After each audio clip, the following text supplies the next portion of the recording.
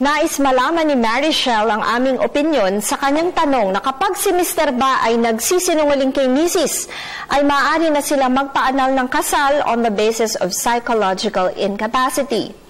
Sa mga desisyon na nailabas na ng Supreme Court, ang kinakailangang psychological incapacity ay dapat na nagmumula sa isang psychological illness na malala at permanente, incurable. At sa kadahilanan ng malubhang psychological incapacity na ito ay hindi na nalalaman ng isang tao ang kanyang responsibilidad isang taong may asawa.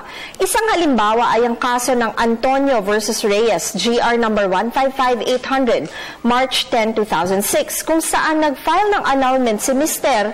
laban kay Mrs. on the ground of psychological incapacity. Ayon sa complaint, si Mrs. ay madalas na nagsisinungaling kagaya ng mga sumusunod. Ipinagkaila niya na siya ay may anak sa pagkadalaga at nadiskubre na lamang ito ni Mr. noong sila'y kasal na.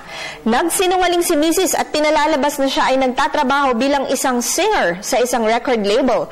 Subalit ultimong mga magulang niya ay nagulat na kumakanta pala siya. Si Mrs. ay nakuha ring dayain ang kanyang payslip upang mas malaki ang kinikita niya kaysa sa aktwal niyang sinesweldo. At may mga tao siyang sinasabi niyang kaibigan niya, subalit sila'y non-existent pala.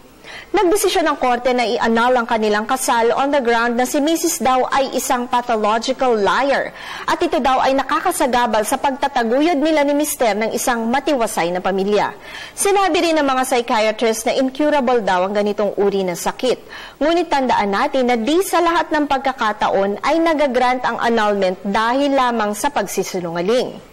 Tandaan na ang aming opinyon ay limitado lamang sa mga impormasyong inyong ibinigay sa amin at maaari itong mag-iba, depende pa sa karagdagang detalye.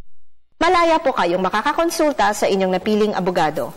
Patuloy po kayong mag-email sa ptv4newscenter@gmail.com. Attorney JJ Jimeno Atienza, ang inyong bisig ng batas.